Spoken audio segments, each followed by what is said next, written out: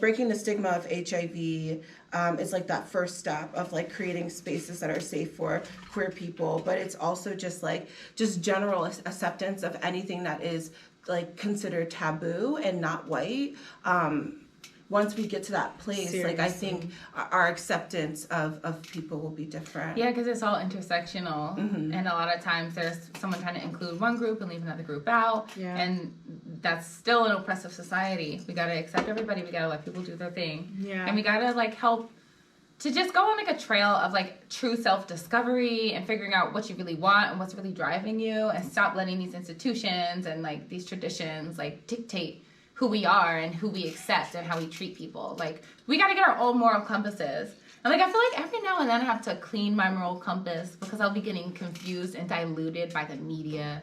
No, honestly. I took a month off of social media and I never felt so clear and so focused. Yeah, and then I came back on. Well, it was perfect. And then I came back on, and after a few days of being on social media, I was like, fuck, this world is terrible. Like, I can't stand being here. And it really is due to like seeing a lot of other like just like shit online that there's like a lot of terrible shit going out on the world, and we focus on it. Right. And going back to like the start of my day and getting dressed, like I always want to be hip.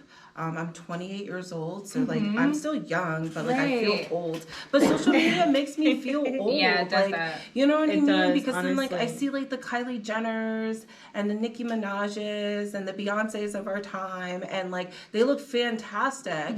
And then I have to remind myself as I'm getting dressed, well, you bought this off of Shein and this was $7. It's not gonna look like the Dior that is on Beyonce's chest. No, like honestly. I need to get fucking out of that. And can we please normalize dressing with the money we can afford, like affordably dressing? Can we please normalize that? My pockets are not that deep, and I'm sorry to say, but I know all of you out there's pockets are not that deep, and it's like, why do I have to? I can't afford it. Like exactly. Like why do I have to have? Reduce, reuse, recycle, please. Exactly. Thank you. Why can't I go out in a cheap outfit that's under $100 and not feel beautiful? Like, well, I think you can. That? You know what? At some point, normalize everything. We want you guys to normalize everything, but there's also like a certain amount of just like personal accountability where you have to decide like that $9 outfit is fire and fucking wear it. Like, I swear, I have 2 $9 outfits.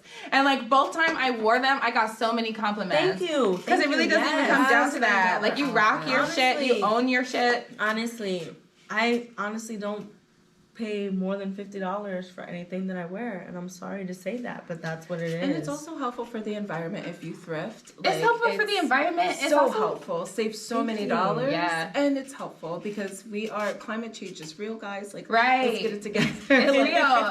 But instead, we want to be slaves to capitalism. Like, the real thing we can focus on is like saving the environment, being conscious about our budget and our finances so that we can sustain ourselves and sustain our family for generations to come. Right. Thank you. There will be Dior if we don't save the environment. So thank you. Wow. There will be no and Gucci.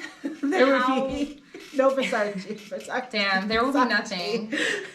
Wow.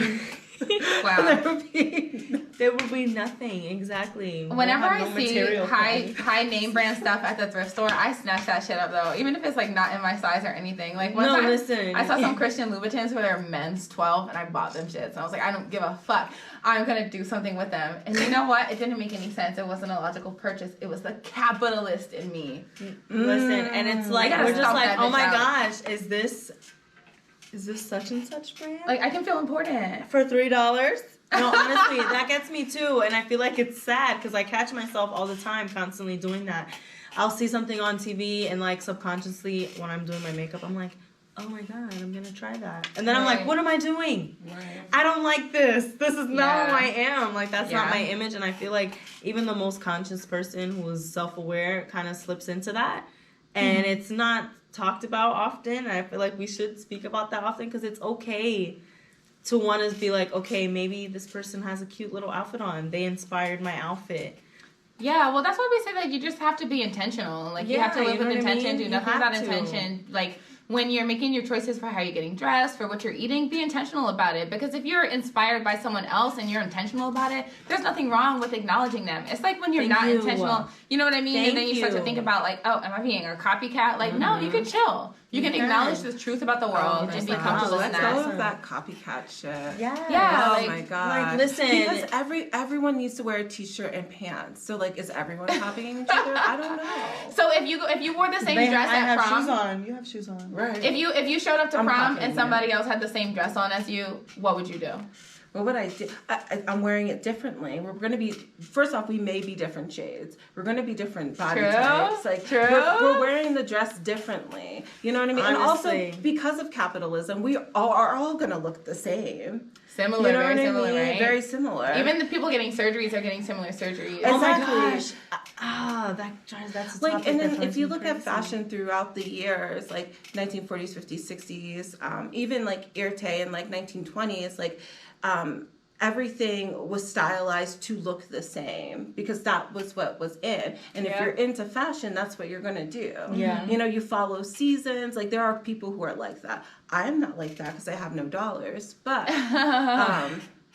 But still, in some retrospect, we end up following into that trend because it goes into fast fashion, which is also very, very bad for the environment as well. Fast fashion? Yeah. Why? It's terrible for the environment. Well, one thing's for sure. Like fast fashion, a lot of times is created by like a bunch of polyester, which is like plastic, right? And so when you're not wearing these items anymore, like they fall out of style, and then they end up falling into our ecosystems, right? So like that's fast fashion is so toxic for the environment. Also, it's created by the hundreds and thousands, and a lot of people won't buy these things, right? So they get thrown away. Yeah. And then on like a social level, you have folks who are making it like pennies of the dollar, like not even like getting paid what they deserve.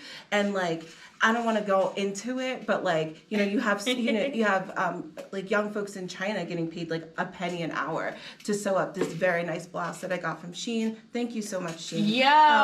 No, seriously, can we please? It's so frustrating, but then you fall into like the ethical dilemma of like, do I buy this item because it's terrible for like the environment and like social issues, or do I buy this item because I actually don't have any money? Yeah. No. Yeah, I know. It's complicated. It's a lot to juggle. But at the end of the day, it's about waking up every day and just trying to be the best version of you.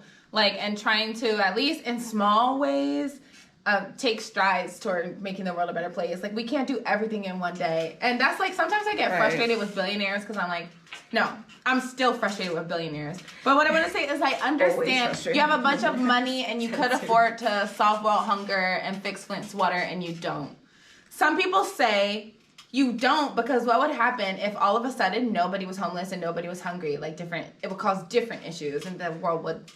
What I don't see the issues, but I try to be open-minded and say, I see what you're saying. So just to say that you can't wake up every day and change everything about the world. Like, we're taking steps, we're making strides, and slowly, but there will always be social issues. Like, right. The only social issue, it doesn't, and I think people don't think beyond like what a social issue is because we have a stigma around mental health. Like mental health a lot of times like is a social issue, but because everyone thinks it's such an individual, like interpersonal thing that they have to deal with it and deal with the way their mental health happens with their loved ones. Right. Like it's actually like a community issue. Like you should care about the mental health of your communities. Right. And so like that will always be an issue because mental health is something that we should always be paying attention to, but regardless if there's homeless people or not, regardless if there is like folks that are not being fed or don't have access to like clean water, like it's a social issue. So like it kills me when people are like, well, if we remove the hierarchy, then what are we striving and working for? It's like, well, we're striving and working for like things that we want to do, like to live a safe and healthy life. Right. I don't know. Like, do you want people to live in disarray and then you're just up in the clouds? Like we can't settle with that. I feel like people fail to realize that the emotions of others affect us, regardless of whether people want to admit that or not. Somehow, some way, we are tethered, and a lot of people want to argue that, and that's cool, but it's a fact. If I'm upset and I go to work, I'm contacting other people, and now I'm making them upset. I'm throwing off their energy. I'm throwing off their vibes, or whatever you want to call it. And I feel like we need to come together as one and just be nice to each other.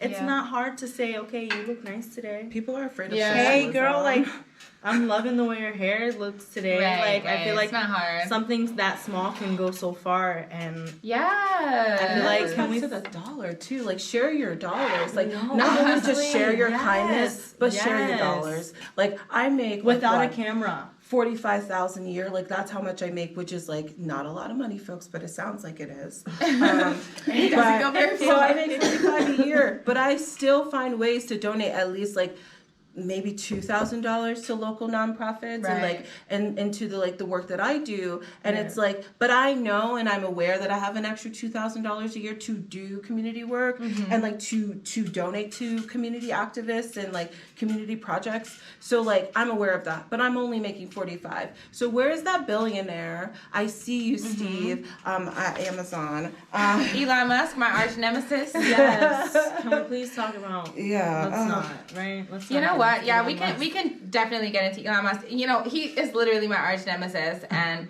like I just don't understand how a person can have so much money and do the things that they do. I don't understand how he's such. Nobody looks at him as an evil person. Like, I know people say it, but it's just like, why are we not speaking about that more often? It's because he's not even a person; he's a robot. He's not. Because money, like He's when a you have lizard. a certain amount of dollars, like you're untouchable. Yeah, you're literally not even human anymore. it's so What could you do? sad. You're more powerful than our politicians. You have them in your pocket. Yes, Yeah. it's sad. So Elon Musk owns us.